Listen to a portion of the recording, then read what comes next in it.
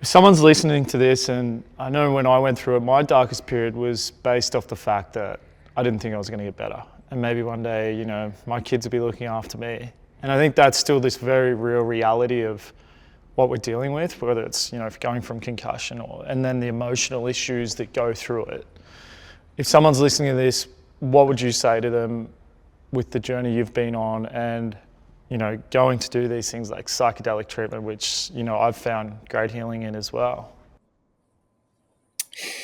Hold fast, and ask for help. Just hold fast and ask for help. Don't, when the pull is there and the darkness is enveloping you, lean on. There's people that will help you, and you know that little gremlin inside you that's stubborn, like, I can do this. The little gremlin that made me so stoic that, you know, I wouldn't quit in buds or in Hell Week. Like, whisper to that gremlin, like, we need some help. Now is the time, right? Like,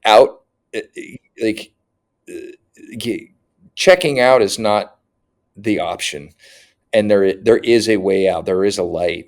I think that's the part that, like, if I could look back to myself at that moment, like, it's that road.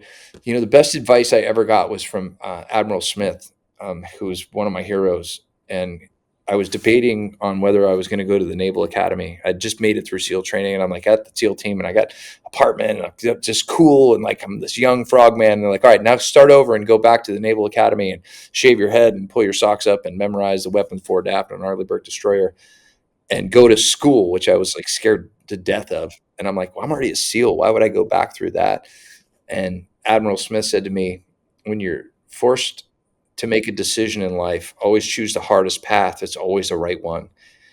And I told my boys that and my daughter that tonight. And I said, every single time I've taken the shortcut, it's always been the wrong decision. And every time I've taken the hardest path, it's always the right one. Without fail, every time. And so when you're in that moment and the darkness is coming to find you, and you know that the hardest path is not turning away from the darkness, but turning into it, it's turning into the storm. Like that's the moment. And take the hardest path and find the thing that you're most afraid of.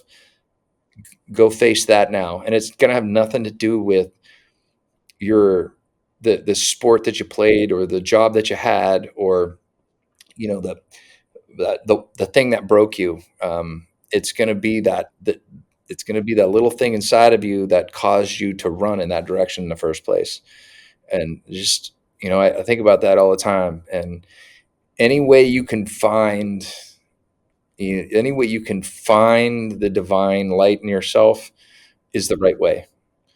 Like any way in is right. Like any way in, find one or make one, but hold fast and don't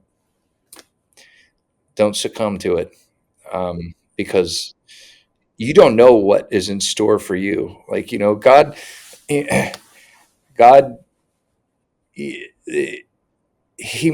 puts us in these positions because he's refining you for something bigger and better. And you might not think that in the moment, you know, like, well, I'm a professional athlete at the pinnacle of my game. Like, what could ever be bigger and more important than this? And the moment that I had that awakening inside of me, and I saw that, like, my job was to, you know, it wasn't even like this existence was just, it was the game, and I was here to save souls of my children. Like, I was like, thank you.